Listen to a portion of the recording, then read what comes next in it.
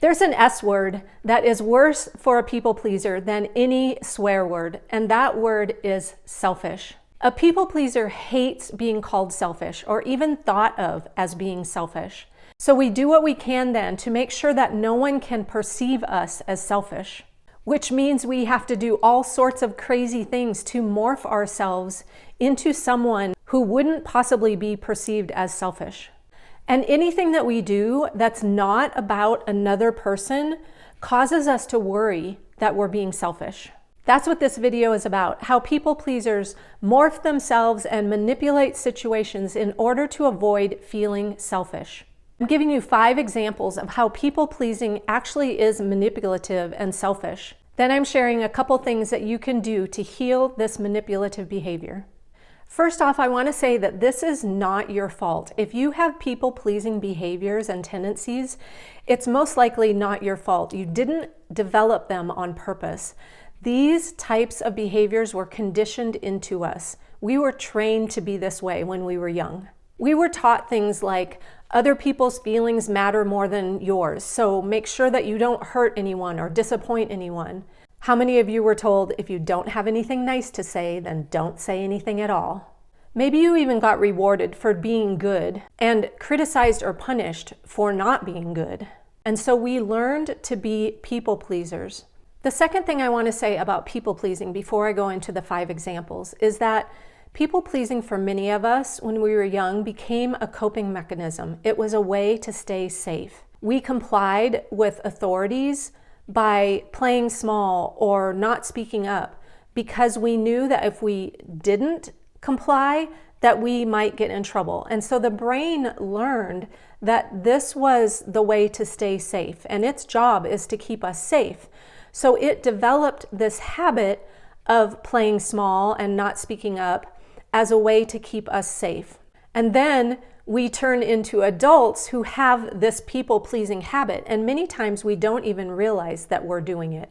So know that you're people-pleasing if you're doing some of these behaviors that I'm going to tell you next. If you're doing some of them, know that they are most likely habitual. They're just in the brain, and the brain knows them as normal and predictable, and that if you do them, you'll get a specific outcome. And that outcome is your comfort zone, and that's what the brain wants to do, is keep you in your comfort zone because that is known as safe.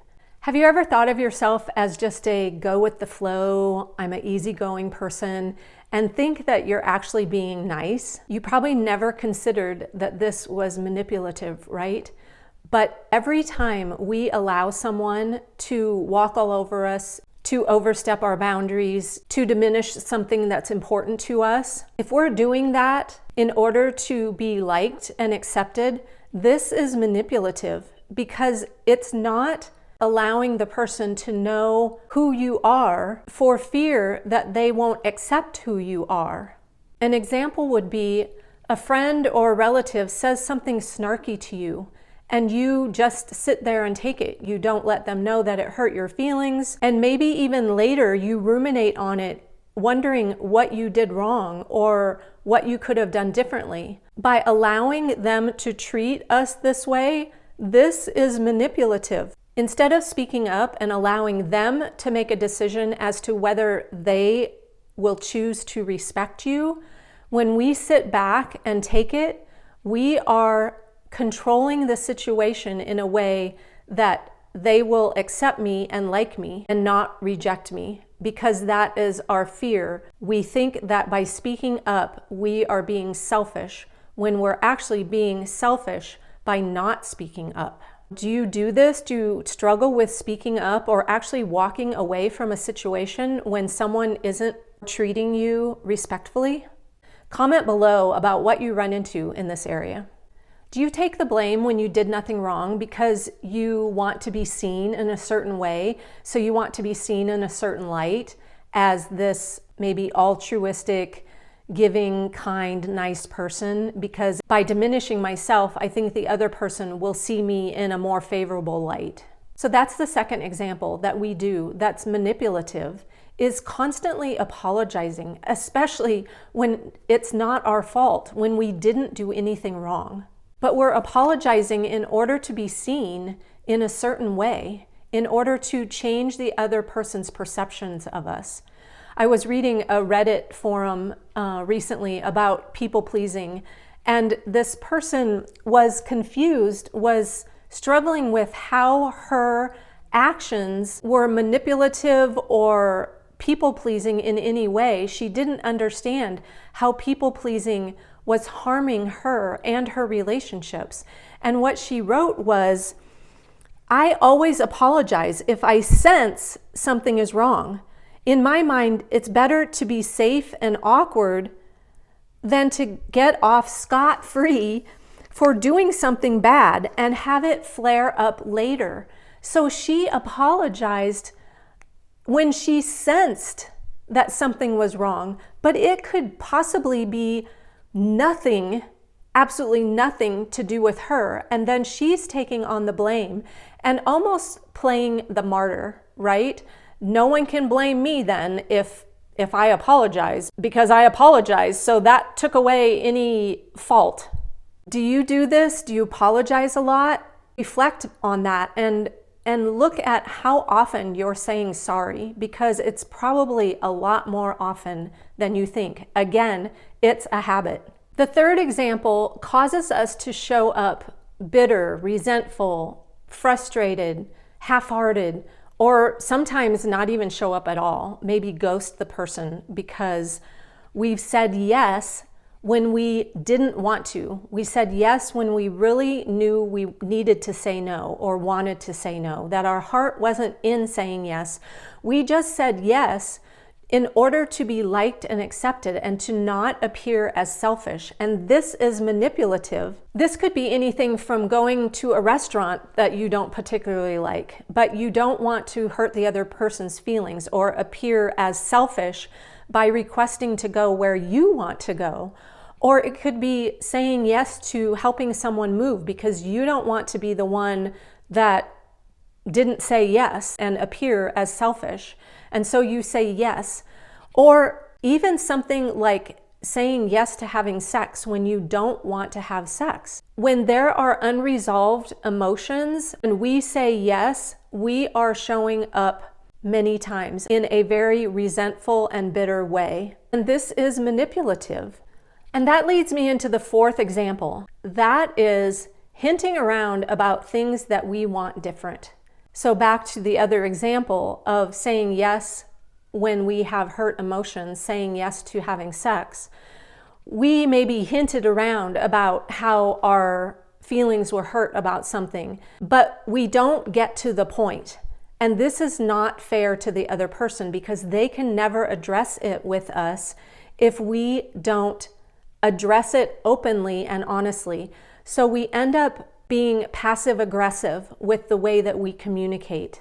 And we leave these messages unspoken and hope that the other person will get the idea that we want something different. We try to control their actions through this manipulative communication, and we attach conditions to how we relate to them. And we base it on this hope that our niceness, by not speaking up and not rocking the boat, not making any trouble, will result in them being nice back and changing and doing the things that we, in our minds, expect them to do. Do you hint around about things that you would like different in a relationship with a friend, with a parent, with a boss, a coworker, or do you speak your needs directly? And that leads me into the fifth example of people-pleasing behavior that's actually quite manipulative.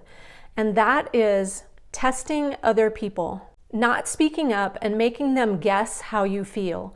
And this can go as far as being asked how you feel or if you're hurt or what's wrong, and you say, "I'm fine."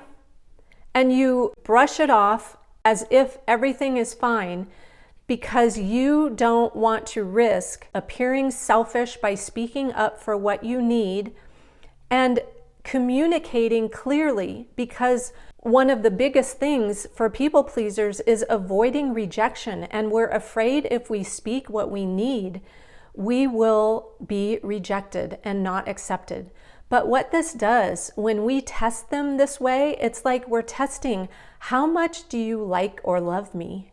And the biggest thing that a people pleaser doesn't realize is that leaving them guessing and not expressing how we feel, pretending that everything's fine when it's not, is super frustrating for the other person because they recognize that energy. Think of a time that someone has done this to you. You've asked them, you know something's wrong, and you've asked them, what's wrong? How can I support you? What happened? And they're like, I'm fine. And they blow it off and they don't allow you in. That is super frustrating, right? Because it breaks connection with the other person. Do you do this? Do you not express how you feel about something and actually test the other person? I'd love to know if this is landing for you. Comment below.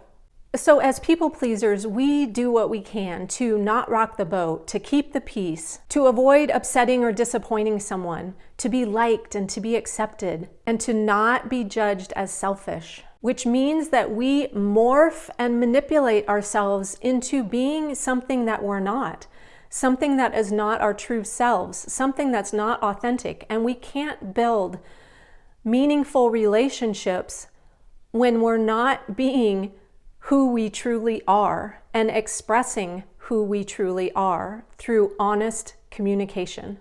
A couple of things you can start doing today. I love giving you practical, actionable steps that are simple to implement right away, because that's how we make change in our life, by starting now, not waiting for something to change in our lives before we make a change ourselves. So the first thing, because awareness is the key to any kind of change. Until we become aware of it, if it's in our blind spot and we don't even know we're doing it, we can't make a change about it. Just like a car driving in our blind spot, we're not going to be able to react appropriately when we don't even realize it's there. And the first thing is to get honest with yourself. Take out a piece of paper. Make a list of 10 things that you see yourself doing as a way to get approval from other people. This isn't a list to beat yourself up with. It's a list to make yourself aware of what you're doing so that you can start shifting those things and get them out of your blind spot so you can see them and actually do something with them. The second thing is to practice saying no. And a lot of times we don't want to say no outright. So I have a free guide that I'll link down in the description of this video. It's a free guide that gives you 20 ways, alternate ways to say no without outright saying no. It's just a way to more softly express your no that protects your time and energy and also communicates clearly and honestly and kindly to the other person. So grab that free guide. Oh, and I have one more thing. Make sure you join my 12 Days of StressMas challenge, which is going to take place right here in YouTube. It will be 12 days, December 2nd through the 13th. It's the easiest non-challenging challenge you'll ever do, because all you need to do is watch the video. I'll give you an actionable, easy step to take that day to make a shift in the stress that people-pleasing brings into your life. I'll also put a link to get email reminders about the challenge coming up, and then daily email reminders when each day's video posts during the challenge. Thanks for watching and commenting. I read all your comments personally, and I love to hear how things are shifting for you. I'll close by asking a question. What's worse, someone possibly thinking that you're selfish, or actually knowing you're being manipulative and selfish in order to be liked? Ouch, right? I hated when I learned that my people-pleasing was manipulative and all about me. But that realization gave me the opportunity to change, and I did, and you can too. We actually can't serve others when we're worried about pleasing them. People-pleasing is so exhausting and frustrating, especially to other people. If you want to learn more about that, check out this video when it's available. And in the meantime, here's another video to check out about how people-pleasing is not nice, it's actually manipulative. don't have anything nice to say, then don't fix. And that leads me into the fifth example of when I learned that my people pleasing was manipulative.